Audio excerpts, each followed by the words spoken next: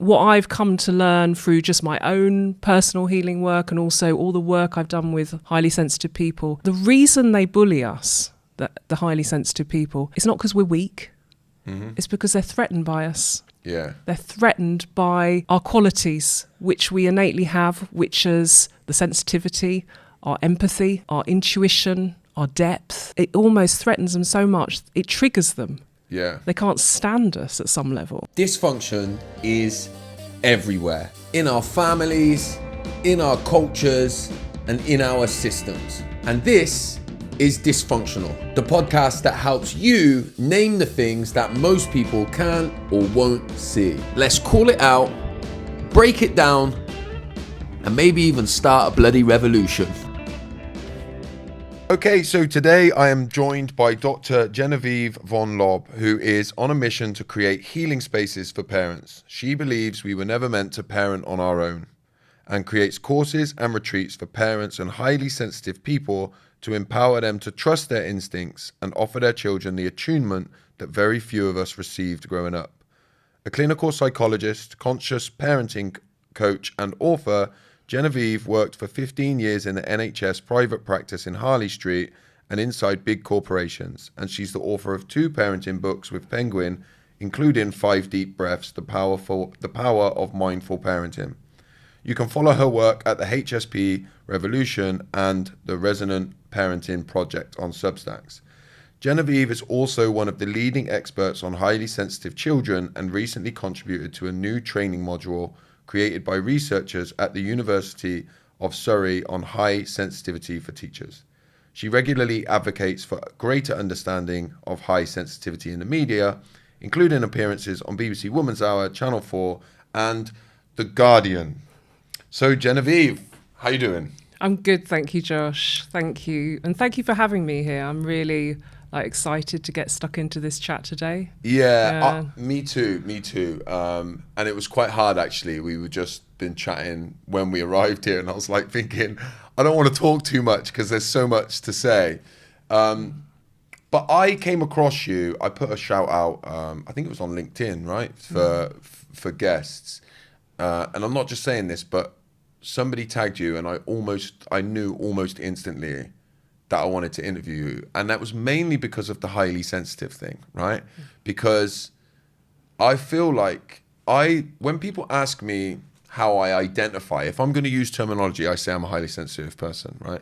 But it feels like a little bit of a sort of dying piece of terminology. So can you just tell us a little bit about how you came to be an expert in high sensitivity? Yeah, I'm so happy to be talking about this. Like you say, I feel like we're seeing less and less of high sensitivity. So the way I got to it was actually through the children I was working with. So I was working, this is about 10 years ago, in CAMS, it's Child and Adolescent Mental Health Services, actually not too far from here, in East London. And so what happens is they refer children to a psychologist. And I was getting referrals of children with all sorts of issues like emotional issues, anger, eating issues, you name it, I saw it. You know, my job is to get to the bottom of what's going on and assess them. And so all these children were coming in, and I don't know, they just had like a presence, a lot of them, about them. And I felt it was just these children, one after the other, like they were just so perceptive. And what I was realising is I had to let go of all of my roles because they were scanning me. They were like almost forcing me and seeing if they could trust me. Like, is this someone I can open up to? And so sometimes I felt like they were scrutinising me, not the other way around. You know what I mean? They were just there's such depth and something in their eyes. And some of the things they used to say, so insightful, the art they used to draw. So one of the things I do is I have to connect with them, and that can take a long while to get their trust. And yeah, some of these kids were blowing me away with what I saw as gifts. And yet they were coming to me because they were being seen as something wrong with them, pathologized, find something wrong with this kid. And so I thought, they're not autistic, or if they are, they're not just category, and I feel very uncomfortable anyway with pathologizing children, as we were just chatting about just now. So I went and did my own research, and that's when I came across Dr. Elaine Aron. I don't know if you know her. She's a psychologist in the States who coined this term in 1996. Yes, I do know Elaine, yeah. And I read The Highly Sensitive Child, and then it was like an aha moment. I thought, that is it. These children are biologically wired. They have nervous systems which are more finely tuned. They're more responsive to their environments. They're processing things. So that could be the smells, the noises, the lights, even the emotions of the adults around them, the parents, the teachers. Like, I see them like tuning forks, like scanning their environment. So I thought, it's not that these children, that there's something wrong with them. They're not defective. They're just highly sensitive. They are processing stimuli more deeply. And they are actually, what we're missing is the huge gifts that they have. And it completely changed the whole of my framework. Did you consider yourself, did you see it and think yourself, do you think you're a highly sensitive person? Yeah, so I didn't immediately, because I always thought, I don't cry, I'm not a crier. I mean, I'm more of a crier these days, but I'd always been very sort of contained. And I think because of my early childhood, so I had early loss. My mum died in a traffic accident when I was 9. And I think what I did, because I had so much feeling, I suppressed it. I found a way to just clamp it all down because I had to be okay for the adults around me. It was just so painful and just so traumatic. And I think, I just, as I've got older and I've gone on my own healing path, I've started to unlock a lot of that numbness, because I just had so much intensity in me that I had to, like many highly sensitive people, I had to suppress it. And now, because I've done more work and I've learned how to connect with my feelings, now I can see I feel everything. Yeah. And I've always been intuitive. I was always like one of those kids who was always observing. Yeah. I picked up on things. And I think that's the thing about these children. They pick up on things that other people don't notice. They pick up on small details. And there was another thing, and this might sound a bit like out there, but when I went through this trauma, I almost had this like realization, I was 9 years old, that there was more. Like I had this understanding, like I got this sense, like another sense of being like a soul in a human body, like I was connected to something bigger. Yeah. So even though it was really traumatic and, a shock, something also happened which I couldn't put into words at that time. This is only something I've come to understand as I've got older, that I somehow had a connection with almost the great mystery of this life. And I think a lot of these children have more access to more information and more in their senses that I think so many of us as adults have shut down and we've cut off.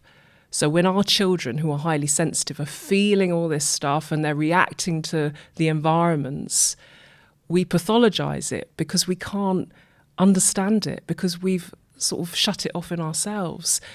And yet, if we listen to these children, and this is what I think, this is why I find them so inspiring, if we truly listen to them, they can be our teachers. Like they're so inspiring to me, because if you really connect with them and really listen to what they've got to say, they've got a lot of wisdom than so many adults that I speak to. I'm like picking my jaw up off the floor a little bit. I don't know if you could, you probably could tell because you're sensitive, but when you're talking, I'm like, so I started off by saying at the beginning, I knew I had an intuitive feeling just by seeing you on LinkedIn that you know the score, right? The reason it feels so liberating to me at the moment is because you were in CAMS, right? And you believe this stuff that you're talking about now, right? And I don't see people in the Western framework of how we make sense of people talking like this, right? That thing that you're on about, where I've come back to it in my own healing journey, but when I was a kid, I distinctly felt like I knew something more than everyone, even the adults around me. I used to think there's something special for me in this world because I can see so much, right? And it was almost like, Matilda? You know the film Matilda? Yeah. Like I felt a little bit like one of my favourites. Yeah? And actually I've called my daughter Matilda. Really? Yeah, because it was one of my favourite books and films. Because I resonated with it so much. Is it Roald Dahl? It's Roald Dahl. Do you reckon he must? I reckon he must have been sensitive, highly sensitive, and wrote that because that must have been. And I remember somebody, one of my aunties when I was a kid, I remember really looking at me and saying to me, "You're special, you are, and you'll figure it out one day." And it's proper stayed with me throughout, even in my darkest times. Yeah. So I totally get that, and I think that a struggle for a lot of these kids is you become a problem to adults as well, yeah, because a lot of adults are hiding, yeah. Yeah. So when you're highly sensitive, and I say this, particularly one of my sons is highly sensitive, and I probably have the most strained relationship with him because he exposes me and holds a mirror up to me all the time, yeah. So like if I'm being completely candid, and I hate to say it, I don't even want to say it, but he probably gets the hardest line from me. And I like to think I'm pretty aware, so I'm really working on that, trying not to make that the case. But even as somebody who's desperately trying not to make that the case, it still is the case. So I can't imagine what it must be like for these kids that are growing up with parents that are completely closed off to that. Exactly. And that's one of the most traumatic things, I think, is to feel so misunderstood and not to have a place, not have a framework or adults around you who can really witness you and make sense of what you're experiencing. Yeah. And almost label you as weird or even laugh at you. Or, and these sensitive children, they're so tuned into your facial expressions, how you perceive them. They pick up on all of that data. So, and I think that's one of the most traumatic things actually about being highly sensitive is feeling alone and feeling different. Like you said, the truth tellers. And when you can pick up on information, you pick up on a lack of authenticity. You can tell when adults are lying to you. When they say one thing, like they say, "Oh yeah, I'm fine." And you can just feel their stress. Or if you've grown up in a really dysfunctional family where you've had a parent who's always telling you they love you and yet they're really hostile to you and they control you, it's so confusing. As a sensitive kid, you're just picking up on all this data. And I think that's what leads to so much self-doubt, so many self-worth issues, so much losing connection with your gut instinct. And that's the society we also grow up in, isn't it? We lose that connection with who we are. Because the only safe thing that you can do when you're a kid like that is to disconnect from yourself. Exactly. Is it a recognised term in, medically here? What, highly sensitive people? Yeah. So when I first found out about it and I was working in CAMS, you said that I spoke to a few people in the team and I just got blank faces. Like no one was receiving this. Yeah. And I was like, this is a thing. It's got research backing it. It's not like some woo-woo term. There's lots of scientific research which is growing. It's a real thing. But no, I just got blank faces because it's not a diagnosis. And that's what I really like about it, because I feel very uncomfortable with diagnosing our kids and pathologizing them. And what I liked about this term, and for me as well, that I kind of own this term, is it's genetic, it's not a condition, it's not a disorder, it's an innate trait seen in sort of 20 to 30% of humans. Yeah. And they find it in other species as well, don't they? Yes. That's what I found when I first found the term. it changed everything. Because to give you a bit of a backstory, and I wonder what your opinion is on this. The first term I found was empath, right? And I thought I'm an empath, right? Because and that was like the only time I'd ever heard this whole feel things really, really deeply and stuff like that. But then I kind of sort of realised that there's got to be more to this. Like, and then I got to the stage where I felt like being an empath was actually just was a highly sensitive person who hadn't worked out how to have boundaries and separate myself from other people. And then I came across this term, highly sensitive people, and it gave me that freedom. And I truly believe, and there's a couple of questions hopefully that you can hear in this, but I truly believe that the root of my own addiction struggles, the root of what people would say is my ADHD, although I don't like to frame it like that personally, the genetic component is that I'm highly sensitive, and then all those other things are the adjustments that I made in a world that doesn't understand my sensitivity. Do you see that? Do you think that's true? Well, that's just completely 100% resonates with me, what you just said.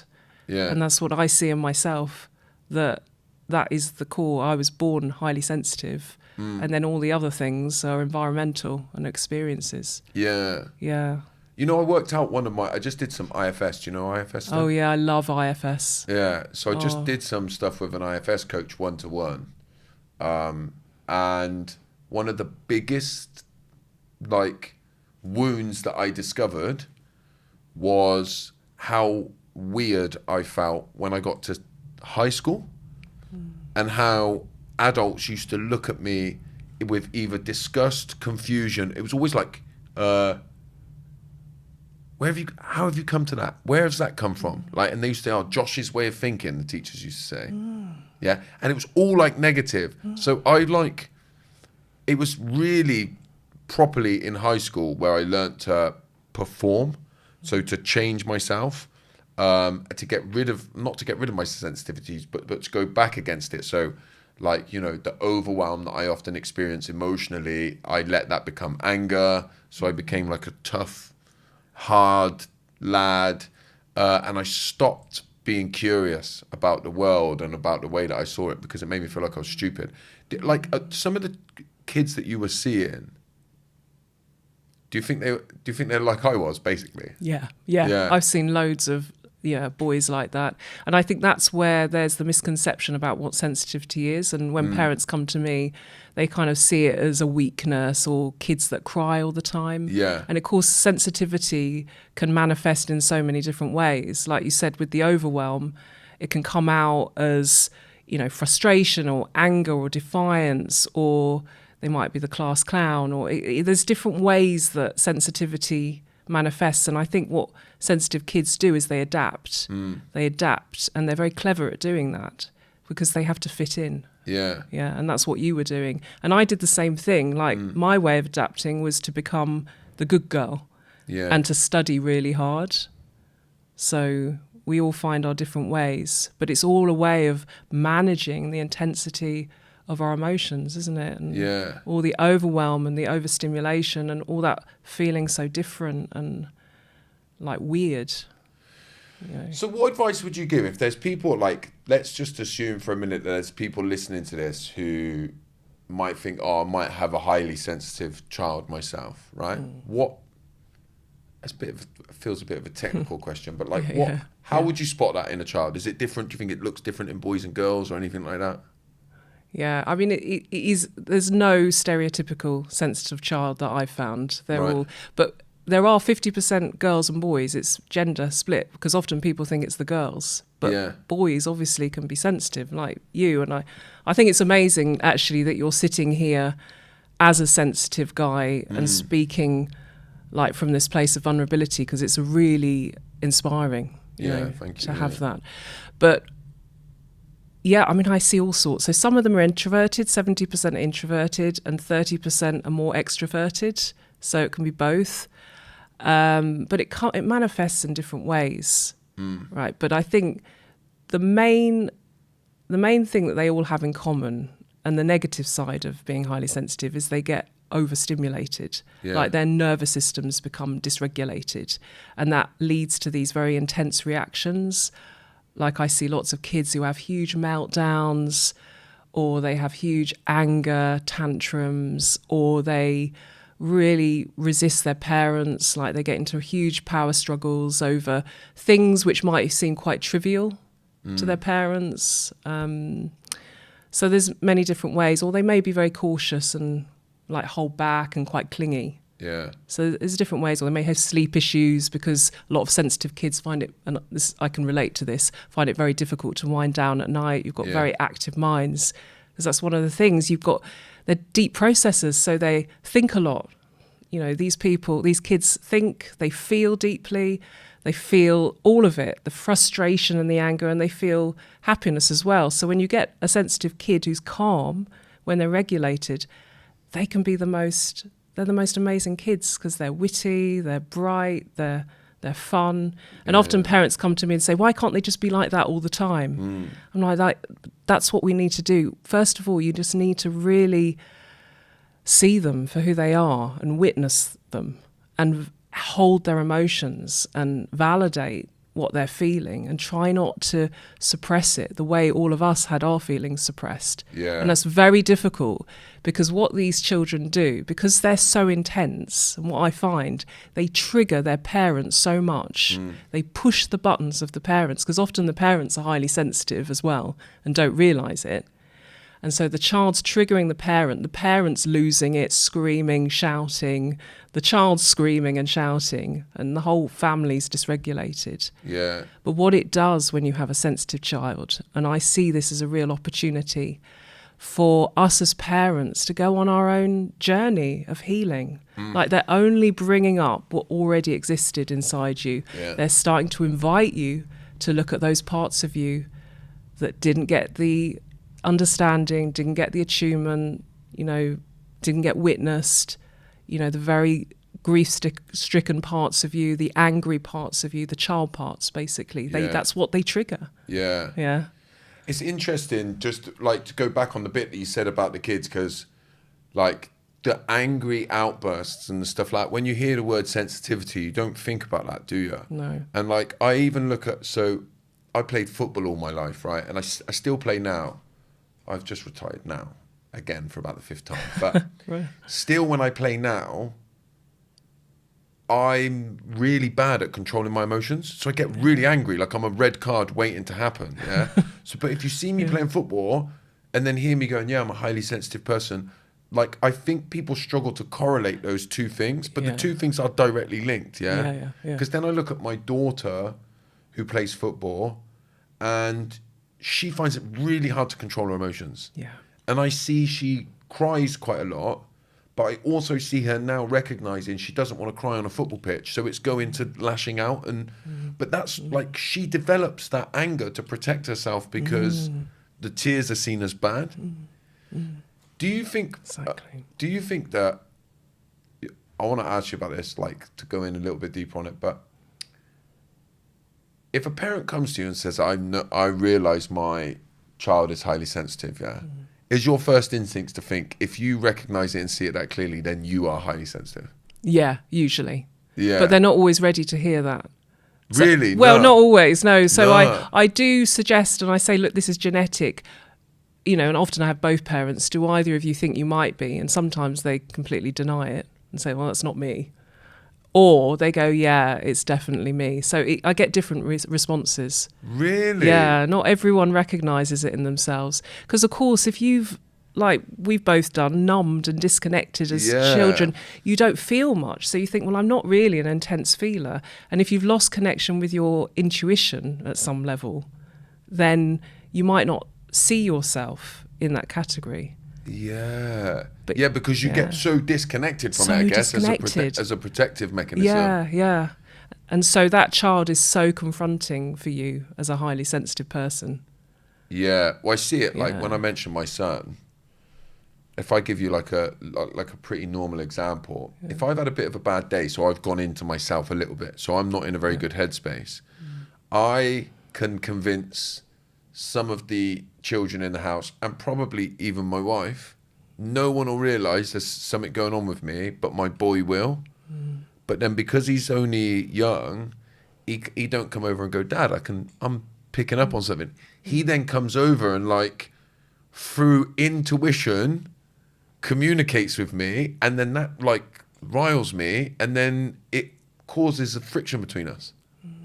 Because he's your mirror. Because he's your mirror, isn't he? Yeah. At some level. Yeah. And I know it. Like it's, but sometimes even knowing it, it's hard to control in the moment. And I'll put it on him. Yes. If I'm not careful, and that's like it's hard to admit that, because it takes a bit of work to do that. But like, you can see how these kids then grow up thinking that there's something desperately wrong with them. Exactly. If there's no, you know, I do a lot of revisiting with my son where I go back to him and say, mate, that was me yesterday, and I was picking up on something and stuff like that. But I can see it so clearly in young people, the way that they have to abandon themselves so much. Yes, exactly. What do you think the reluctance is from the Western like medical sphere to use it more clearly? I don't know if you have an answer to that. But. I mean, that's a whole big conversation of, I guess, we're invested as a system in the medical model, and pathologizing, and there's a lot of money to be made. So it is all that, isn't it? Is it not just the capitalist system of labeling, and that's what it's the power over? That is the system we live in. And perhaps this doesn't fit into that so nicely, because what we're saying is you're fine, actually. You're just born highly sensitive, and you just have to learn how to manage it. But you've also got many gifts as well through having this trait. Yeah. And there's something about our society which wants to make us all wrong and label us. It's bizarre that, isn't it? It's bizarre that we can't, like... Look, I do think it's probably, like you say, a whole other conversation, because I think that once you fully admit that so much of what we're pathologizing is a reaction to being highly sensitive in a system that just doesn't adequately support that, then the solution's a social one, right? Which is like invest in children, create spaces that support them. Exactly, yeah. It's about the systems that need to change, not the children. Yeah. And that's inconvenient at some level. Yeah. So it's easier to diagnose a child than to just say, look, they're all, you know, because one of the things I want to say about high sensitivity is I don't want to make this a special category or a special group in any way. I think every human being is sensitive. We've all got sensitivity. It's just that there is, from research, we do know that there's just a certain percentage that have higher sensitivity. Yeah. And that's just one thing I want to say. It's not that I'm saying these children are better in any way. Yeah. And it's very important to say that, because all children are special. They're all important. Yeah. And there's that continuum that we all sit on. Exactly. When it comes to sensitivity. Yeah. And I do always, I look at my older brother, and if we're looking at the continuum, I get on with my older brother. He's the other end, And I sometimes think his life is way more simple as a result, Because we go out on our bikes, and I'll say something about our lives when we were younger, and there's a lot of complicated stuff in that, and they'll be like, "Oh yeah, never thought of that before," and I'm like, "How have you never thought of that?" No, he saw something completely different. A completely different experience. Not even entered his head. No, it didn't come in. He's not got that level of depth, really. Yeah. And I think a lot of people are like, isn't they? Yeah, that's what I find. And I think it takes all sorts, right? Yeah. But it's accepting that we're all different and we need diversity of temperament. But it's these people have suffered, highly sensitive people have suffered for a long time. Yeah. And that's why I feel so passionate about raising awareness, because they've done so much suppression, they've gone into this people-pleasing, and they don't trust themselves, and they have low self-worth. And I don't want this to happen to this next generation of kids. I want us to learn from, what's happened to so many of us, so that they don't have to go through what we went through. Have you listened to the telepathy tapes? I haven't yet, and everyone keeps recommending it to me. But I know that I will love it, because I'm all on board with telepathy. Honestly, you want to. So right, when this is genuine. I cried for the first 4 episodes of it. Just listening to it. Wow. Because it like, so there are times, when I'm in like real flow state. So particularly if I'm delivering like a session or if I'm doing a talk, So if I do a talk to a room of like, even like 150 people, if it's a lot of people, I won't plan it at all. I'll go out and I won't even know what I'm going to say at the beginning until I get out and stand in front of them and feel the energy of the room, And I have always thought, when I'm in full flow state, fully in my body, fully in that flow state, which happens the most when I'm delivering sessions, I've always felt I'm about as close as I can get to reading the minds of the people I'm talking to. And I've always thought I can't say that out loud because people will think I'm crazy. And I listened to that telepathy tapes and it had such a profound settling impact on me to see this kind of research. And I mean, look, for balance, there's things that are coming out that are trying to like poo-poo what she's done and all that kind of stuff on there. I forget the lady's name. But they're talking about like whole other realms, right? And when you're as sensitive as I am and intuitive as I am, that don't seem a million miles off to me. No. It doesn't seem implausible to me at all. Not to me either. Do you know what I mean? Yeah, completely. I completely resonate with everything you just said. Yeah. And I think, people will always try to poo-poo it, but at the end of the day, it's like I've had these experiences too. When you've had these experiences, you know it's real. Yeah. Like, it's real. And when you're, as you say, when you're really out of your head, and this is the key, isn't it? We have to get out of our heads and into our bodies. Yeah. And then that's where we really access something deeper. Yeah. And something that's beyond just our minds. That's what the Western model struggles with, isn't it? Exactly. Because it's very really materialistic, If you can't see it and measure it, then it doesn't exist. It doesn't exist. And it's all very from the mind. It's very disconnected. It's very disembodied. It's interesting though, isn't it? Because we are sort of, the West is like now, I always say there's a bit of like a colonization of the mind going on, right? Where the West is sort of like trying to take over, get everybody up in their heads. And then we introduce things like meditation and breath work and stuff, but then sort of act as if, I don't even like when people like introduce breath work or meditation to me and go, it's science backed and all that. I get a bit like, I don't want it to be science backed. Just show me it, I'll try it. And if I feel it and it works, I don't want your Western science backed like stuff. Do you know what I mean? But like we have to sort of, we ruin it, and I know we like ruin that kind of deep intuitive thought that is still coming from other cultures. Yeah. Do you know what I mean? That still exists in other cultures, and that colonization that's happening. I mean, again, that's probably another whole conversation. No, I agree, and I've had these experiences myself, and those are the most healing experiences when you've just gone out of all of that Western model, all out of the mind. Yeah. And absolutely into the body and into something, the soul. And that is where true healing and transformation lies. Yeah. Let's talk about that then.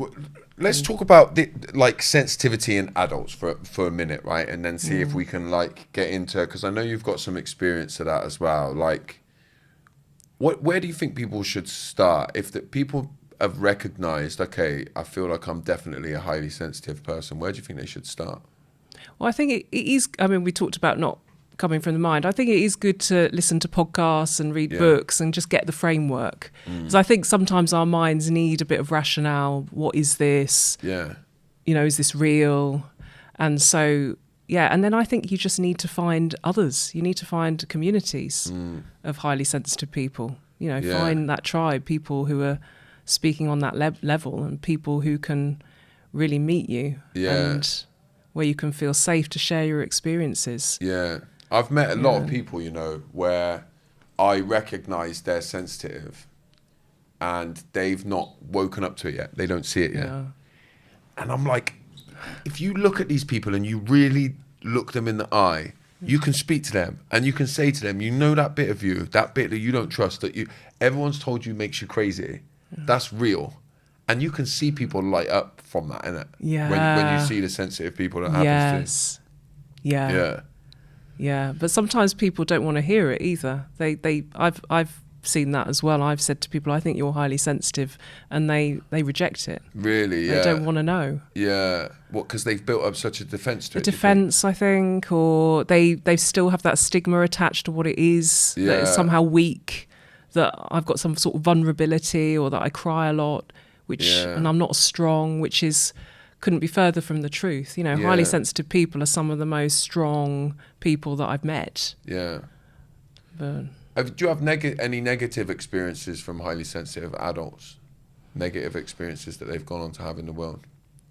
Yeah, I think one of the most painful patterns, and one that actually I'm quite nervous about talking about, because it's something that's happened to me, is bullying. Yeah. I think I've been targeted by bullies, and so is my husband, actually, and lots of my friends, and so many of my clients. And I think it's just it's almost too important a topic not to really put on the table now and talk about.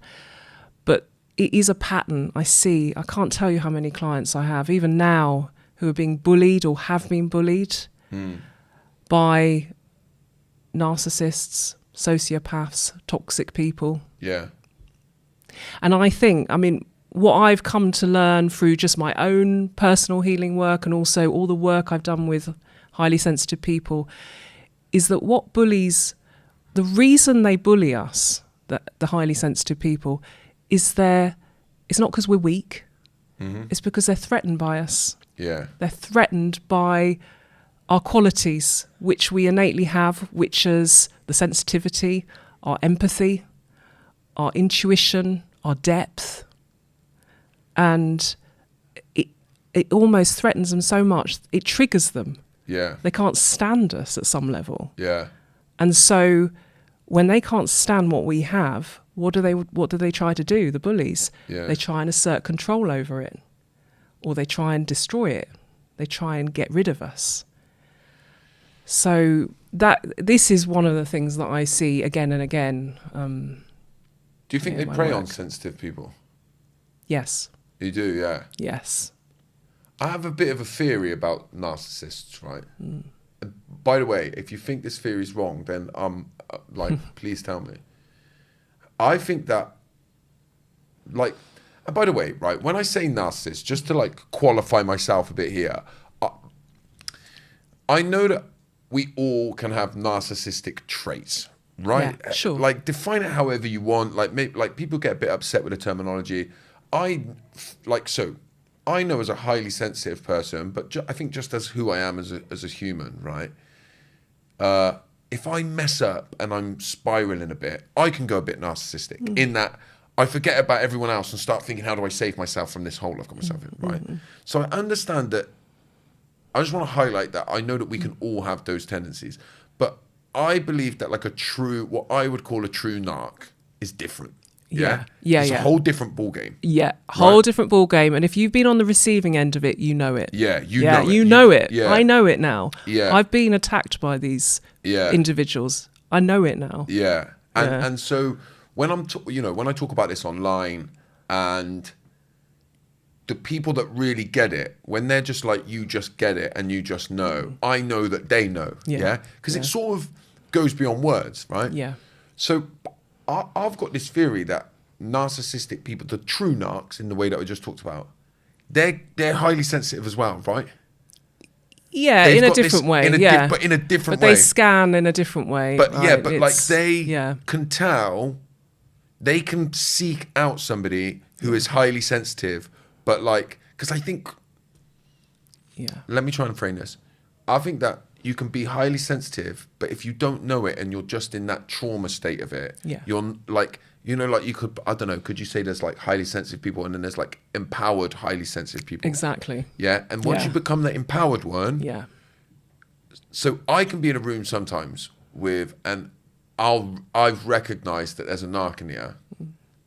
Nothing's been said at all, and then I can tell that the narc has picked out that I am, that I know, and then I can see that they also can sense that I'm empowered, and they won't go near me. Exactly. They don't go Josh, near me. yes, they don't go near you. They do not go near me, yeah? But I know that 15 years ago, well, even more recently, every now and then my guard goes down actually sometimes, and I go, cool, how have I got this far with one of them without realising, and they get me. But so that's my theory on it, yeah? So you do feel like they prey on them, on highly sensitive people, yeah? Absolutely, because it's like, I think it's more primal somehow that they can scan and they can sniff it, and they can sniff it's almost like they scan, like you just talked about, when they sense that you know that they know, and they scan a highly sensitive person. Are there any people-pleasing tendencies here, any self-worth issues, almost to hook into? They're looking for hooks. And I've had people do this to me directly. I can feel them scanning me, narcissists, trying to find the hooks. And there was a time when I was very vulnerable to these people, these personality styles. Very vulnerable and naive to it. And I think highly sensitive people, because of the people-pleasing tendencies, we tend to maybe even go into like fawning over them initially, or we give them the benefit of the doubt, or we think it's us. Often we think we're the issue. So if you're targeted by one, they're so confusing, because initially they can be very nice and charming. And then if they're targeting you, they will make it just you. Often it's a systematic targeting.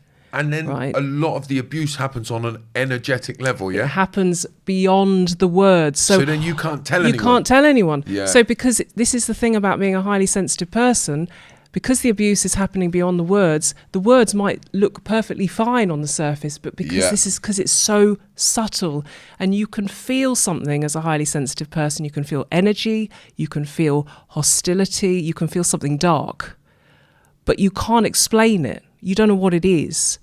And then you try and explain to other people who are also traumatized, and they either glaze over or they just don't get it. As you said, people who don't get it. And it's the energy beneath. And then I guess that becomes like, if it happens in like a working environment, or even like I think if it happens in your relationships, you can make yourself look crazy when you start trying to explain it. Because I think what happens to people is they start going, well then, when they do this and then it does that, and then they might say that, they're really happy with my work, but I know that they're not. And then when you're saying that, you can, I've had it in the past, right? I've had these situations, and then you're saying that and you're like, that doesn't sound that bad. So then you're like, how do I make it worse? And then you start reeling it off, and you get lost, and you start to look crazy, and then the bully and the abuser then it's like rubbing their hands together, because you're just making yourself look crazy. Absolutely. And what they're doing is they just do enough to destabilize you and to trigger you. They're always looking to trigger you. And so that's the thing, it's your reaction becomes the issue. And they become the victim even. Suddenly they're the victim or you're the bully. It can get turned around when you're trying to explain yourself. So the minute you put your hand up and say something it can be very risky. And I think for highly sensitive people, we're faced with this dilemma, because we sense it, and we sense there's something wrong. We either go into this people-pleasing, fawning, being silenced and becoming mute, which a lot of highly sensitive people do. They just don't say anything. And I've worked with so many clients who they're peacemakers. They just keep going, but inside they die. Like they have a breakdown. Or you put your hand up and you have all of this. You risk being the crazy one. You risk being the problem, or even the bully. So it's very hard either way. Do you think highly sensitive people see, let's call them red flags, because that's what everyone calls them, Do you think highly sensitive people see the red flags and ignore them? Or do you think it's beyond that and they just get caught out by the bullies in that way? I think there's lots of things going on there. I think they ignore their gut instincts. I think if you're really embodied and you've done some healing work and you can go into the body and trust yourself, you would be able to listen to that gut instinct. And I think that's part of the work. But I think lots of highly sensitive people aren't embodied enough, and they don't listen to their what's being told. So they ignore the red flags. Yeah. I don't know if you've ever found that yourself in the past, where you have an instinct about someone and it's immediate, it's like a flash, but you override it and you kind of just say, oh, I'm sure they're fine, or I think that's come through development. So if I go back to the beginning, yes. I don't think I saw red flags, right? I think what happened at the beginning, so when I say in the beginning, let's say when I'm just coming into adulthood, right? So my life, I'm not embodied or awake to anything. Yeah. I think that anything that feels intense is a feeling. Yeah. So I think the way that the narcs will get a highly sensitive person that's in that state is, I was quite numb because I'd shut off to the world. And so they would give me this intensity, which made me feel something when normally I just didn't feel anything. And then I do think that on the journey, when I was coming back to my body, I would see the red flags, but I wouldn't trust myself or wouldn't trust it, and so would override them. But if I look at those earlier stages, like the reason I end up being more at risk to somebody like that is because if we take somebody like my older brother, just as a generic example of somebody who's higher at the other end of the scale on sensitivity, he probably hasn't had to escape his body as much, and so might just think that person don't seem very nice, and so that's it. That's it. Yeah. There's no energetic games being played. No. But when you have that level of sensitivity, we've normally in this society had to disconnect from our bodies, isn't it? Exactly. So with whereas my brother might be just like I feel sorry to keep using my brother, but our generic example might have just the basic embodiment of an adult, probably less than we'd like to as adults because of the society we live in, but it's just got that general level. Someone that's grown up like me, but hasn't been on a journey, is going to have less embodiment than the average person because I've had to get so out of myself. Does that make sense? Completely makes sense. Yeah. And what you say about it being energetic, it's like an energetic entanglement that happens. Yes. And I think they feed off your energy, and they do suck at your energy. Yeah. And of course, if you're not empowered, you will give that energy because you don't have any boundaries. And I think this is so much of it, is you haven't learned to discern what's yours and what's theirs. Yeah. And so many HSPs think, well, a lot of HSPs think wrongly, oh, well, maybe if I just behave differently or I work harder, maybe they'll be nicer to me. And we think that they can change. And I think that's the mistake we often make, is they can change because we see the best in people. Yeah. And then you have to know they will not change. And that's the reality. They're not going to change. Yeah. You have to get away from them a lot of the time. And of course, in so many situations, it's very hard. This is a very painful journey. How do you actually unhook from these people so that they're not in your orbit? Yeah. And this is not about I don't want to come across as not having compassion, by the way, for all humans and narcissists, right? We can have compassion from afar, but it's walking a fine line between compassion and self-preservation. Yeah. You know, and you have to, why let someone abuse you, harm you, destroy you? Yeah. You know, we have to learn, and this is where the empowerment of a highly sensitive person and how we can go on that journey, where we learn how to put the boundaries in and how we learn discernment. And I think the very first step with bullying is naming it. Yeah. You have to acknowledge and name, I'm being targeted, I'm being controlled, I'm being psychologically manipulated.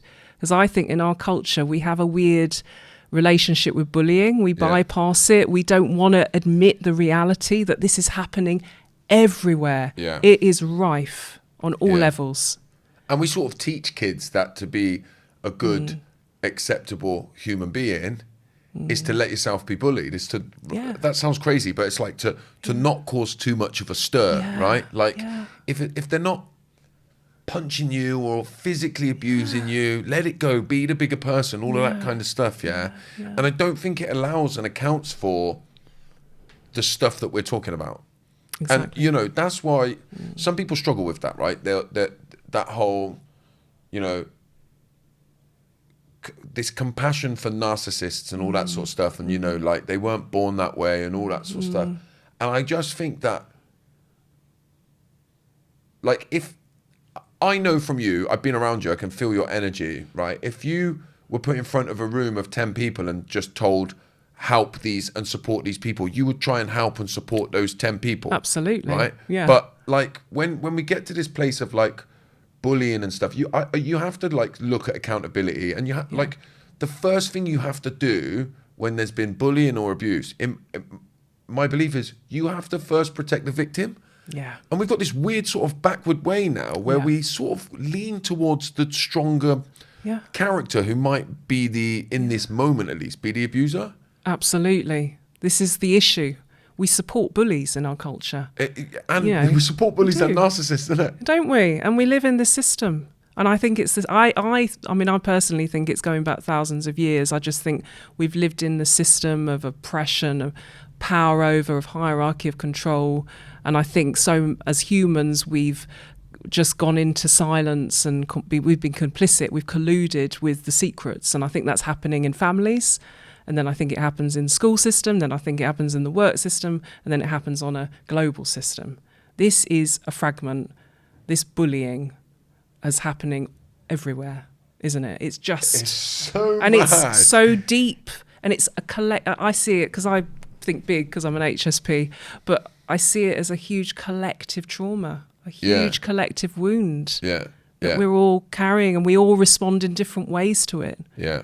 But that's what this podcast is all about, right? Because I realised that the dysfunction that I experienced within my family is just like a zooming in version of what society is. Exactly. So if you're a highly sensitive person, I went on a journey as a kid where I was taught that love was me working hard to get you to love me, which is like me working hard to be everything that you need me to be so that you can love me.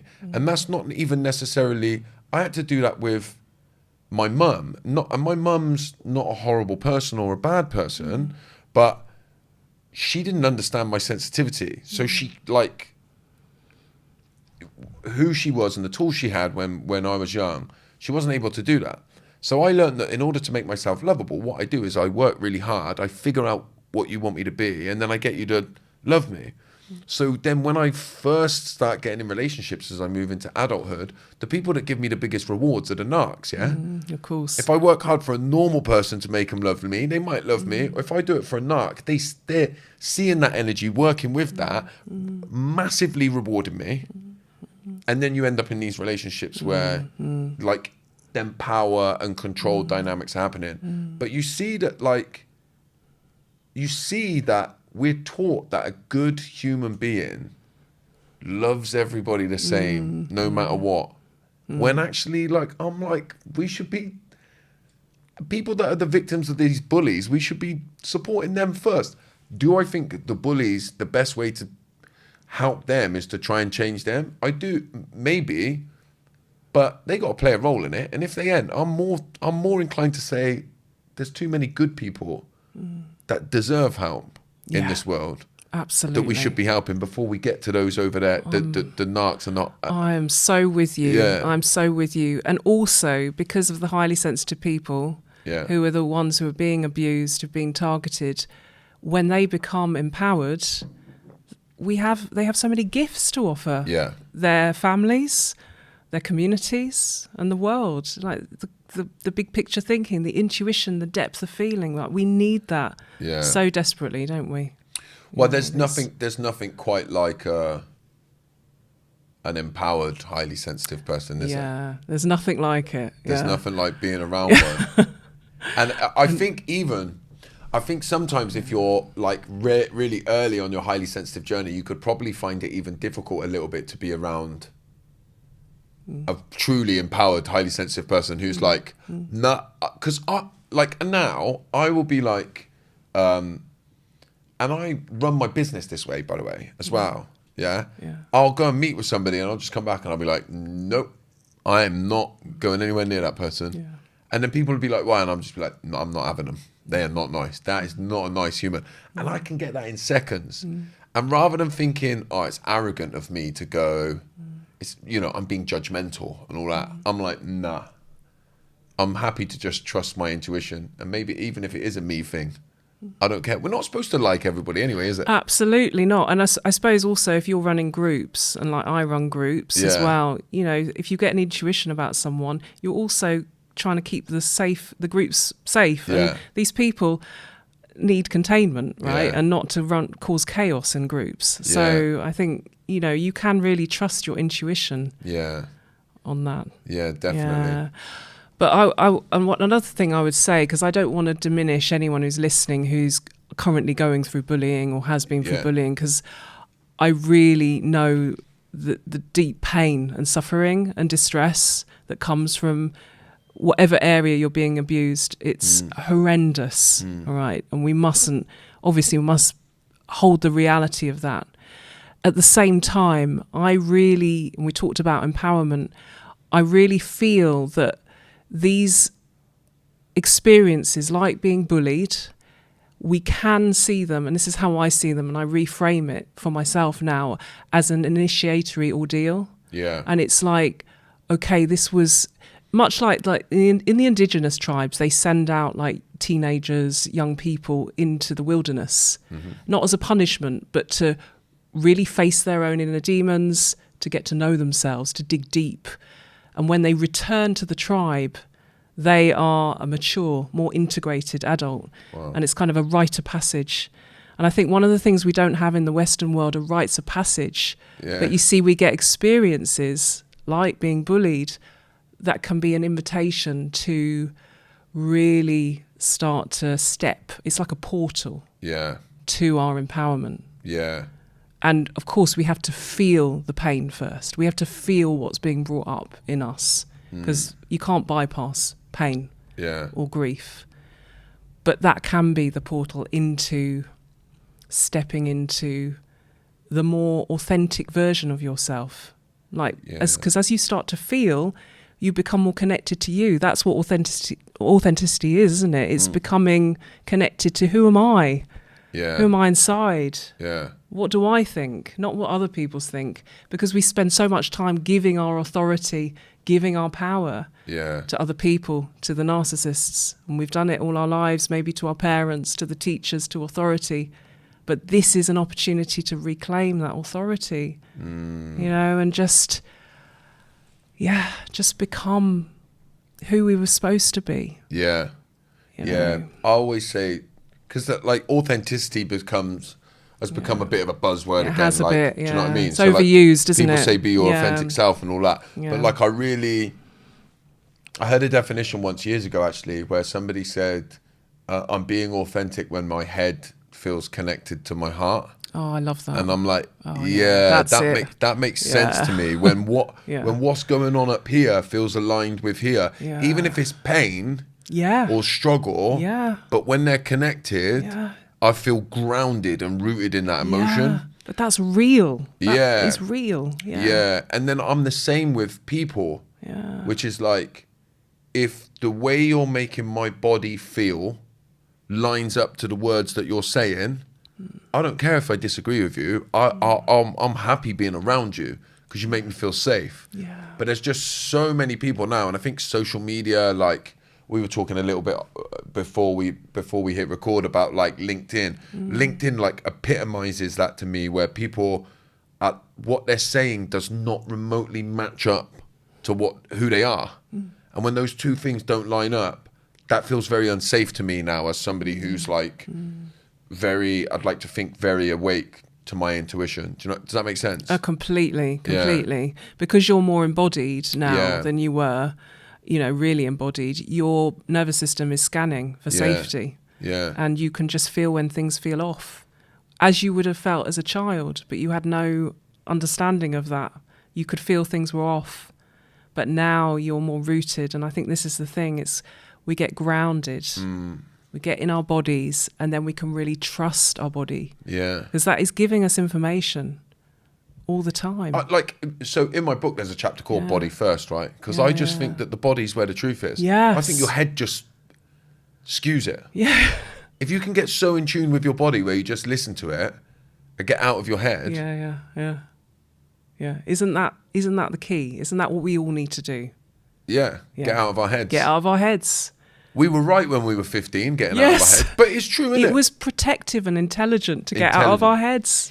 Very intelligent. I do think, like, you look at, like, it's crazy, but like the rave scene. Yes. In the 90s, people coming together, moving, taking like psychedelic stuff. Yeah. Like, if you look at it, it's kind of like closer to where we need to be than the blimmin' society that we've built in many ways. I'm saying we should all be running around doing drugs, but you understand what I'm saying? Yeah, totally. Yeah. And I think there's like a bit of a full circle thing that you've talked about there, really, in terms of like the bullying can be that moment where you wake up to realize that you can trust yourself.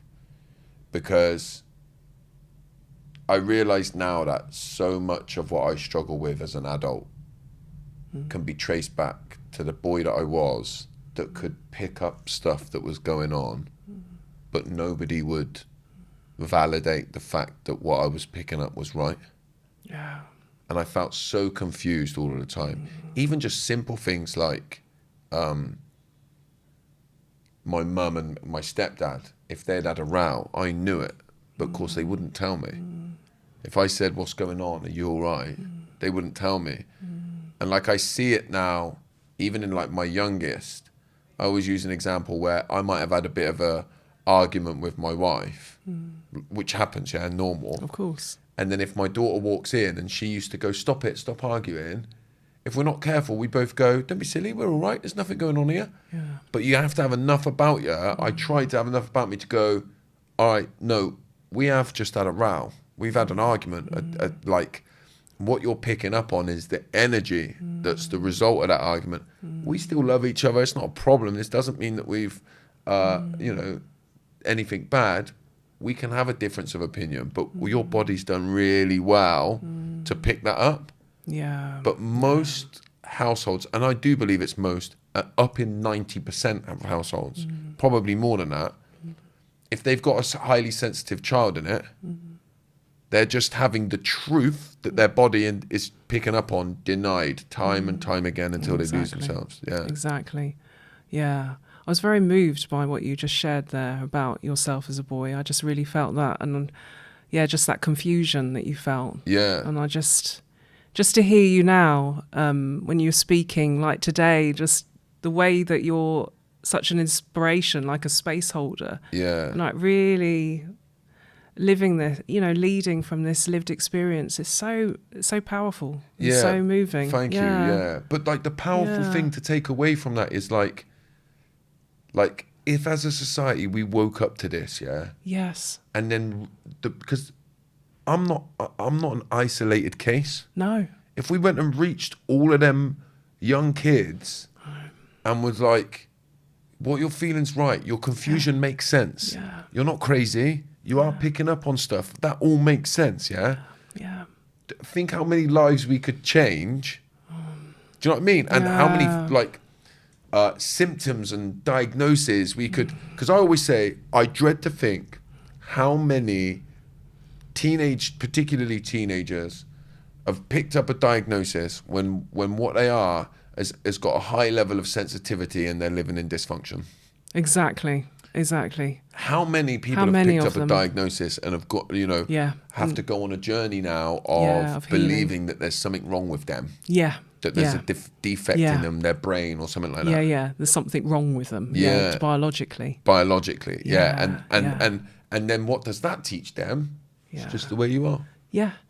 And completely missing out all the gifts that we've talked about. All of those gifts of sensitivity, like your intuition, the creativity, the justice. We haven't talked about the real sense of justice that I've seen in many of these kids. Like they have a real strong sense of fairness. Yeah. I think that's such an incredible quality. Yeah. Like because they see it though, innit? They see the truth. Yeah. And I tell you what it is, like I always say, if you're being bullied, like you were talking about, or you're in like an abusive relationship, there's no point in listening to what the person that's bullying you or abusing you is saying, because they'll say whatever they need to say to make you look crazy. So you can't trust their words. No. You can't even look at their actions. People go, oh yeah, look at their actions. I'm like, no, because they'll act in whatever way they need to keep control, What you can trust is patterns. And when you're sensitive, you'll see them patterns and watch them. And as they play out, I always say to people, start trusting the patterns. Yes. Trust your body to trust the patterns, and they'll never lie. Exactly. I love that you said the word patterns, because these patterns are very predictable as well. Once you start to see them, you see it everywhere. And you see different levels of it, right? It's fractal patterns, but it's everywhere. So once you know it and you've experienced it, and you may have to go through a few experiences of it to really learn it, the pattern. But once you know it, you know it. Yeah. And then you can test yourself, isn't it? Yeah. I say to people, test it. Yeah. See that pattern. And then when these things start to happen, say to yourself, I know what's coming here. And then when it does, I remember like when I first started doing it, it would happen and I would be like, fucking hell, I can't believe this is crazy. Wow. Yeah. And I just think when you talked about all those kids, and I think about all the kids out there who are going through this at the moment, who are confused, who don't understand the intensity. And it just makes me so passionate about the fact that we need more community. We need to do this healing in communities, not on our own, not in isolation. You know, and although I do one-to-one therapy, actually my greatest passion is that we actually shift from one-to-one. I mean, it has its place, one-to-one therapy, but really to do the real work, you need other people where you can create safety, where you can, you know, process what's happened, the pain of this, and with other people who get it at some level, or who at least can witness you without judgment. You know, that's where my greatest healing has come from, has been not in one-to-one therapy, but it's actually been in healing communities. Oh, community. You know, that's it. I've always said my high sensitivity in many ways ruins one-to-one therapy for me anyway, because I'm so in tune with what the therapist wants from the session. I just give it to them. There you are. I like work out why they've asked me the question and give them a good answer, and I can see them light up and think we're making real headway, and then I just work on making it a good session, and then we leave and they're all happy, and I'm like, do you know what I mean? That's what happens to me in one-to-one. It's just a whole big collusion, isn't it? Yeah, it is. And then we're all just doing that. Like, that's why community, you know? And like, I'm 100% with you, 100%. I'm conscious of time and we got to wrap up in a sec. But communities where it's at, you know? Community is, I believe, where true healing takes place. Yes. You know, when we can get people together, shoulder to shoulder, person to person. Look, I do think that, like you, I mean, I talked at the top of this podcast about how I've just come through some one-to-one stuff, so I'm certainly not against it. I just think it's a very new, very Western way of looking at stuff. Let's get you up in your head. Absolutely. Let's find a new way to make new sense of it. That will last however long it lasts, and then it'll stop and it'll run out, and then you know, eventually, hopefully, you'll come into your body. Exactly. And I say this as someone who in my very early days trained in psychology, right? Very in my head. And my journey has to get into my body.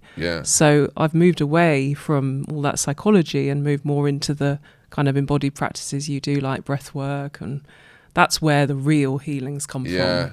And that's what I see for all of us. That's what we all need. So we're singing from the same hymn book here, actually, aren't we? Clearly, But and look, I mean, I've loved this conversation. I'm almost like, I feel like we could do another hour. Genuinely do. I feel like we're just getting warmed up. But is there a way, if people are listening to this, is there ways they can work with you? If they come and interact with you, do some stuff with you? Yeah. So I run group courses for parents, and if you because obviously I do one-to-one therapy as well. But obviously that's more expensive. So that's why I believe more in the financial accessibility. So if you want to join one of my group courses, but you're struggling financially to pay it, you can just apply. And, you know, for special cases, I will.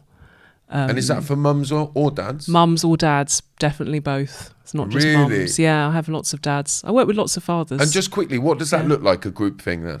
So at the moment online, but I also run in-person retreats as well for highly sensitive people.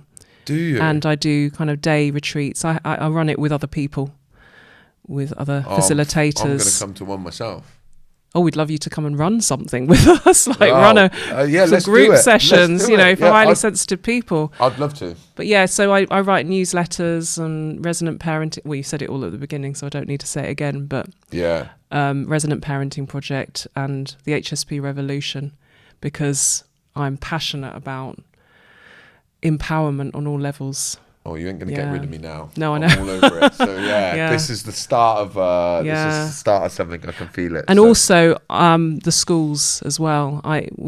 That's another whole conversation. But I was involved in a training module for raising awareness of high sensitivity with teachers. Yeah. And so I really want to raise awareness of this in schools as well and across the education system, so that we can actually understand these children, what they need. Yeah, I feel like there's like a pre-recorded thing that would be good for schools. Yeah. Do you know what I mean? That was just all online, and then you could go to the schools, just get your teachers to go and watch this. Yeah. We should talk about that. Great idea. We'll talk about it. All right, this has been amazing. Is there any other thoughts you want to leave us with? Any parting thoughts? Just to say thank you, Josh, first of all, for letting us have this conversation, but also just for anyone out there, just to know you're not alone. Yeah. There's people like you who get you, and you just have to find your way to them. You just have to find them, but you're not alone. Yeah. Amazing. Yeah. Thank you. It's been brilliant. I've enjoyed it, and I'm sure we're going to do a lot together in the future. Thank you, Josh. Thank you. I did tell you it would be dysfunctional, so thank you for sticking around till the end here. And if you have enjoyed this podcast, then please help me to grow Dysfunctional by sharing with your friends on social media. You can find me at Josh_FFW. And then wherever you're listening to this or watching this, please make sure that you've liked and subscribed, left us a 5-star review and a comment if your platform allows it. And I'll see you on the next one.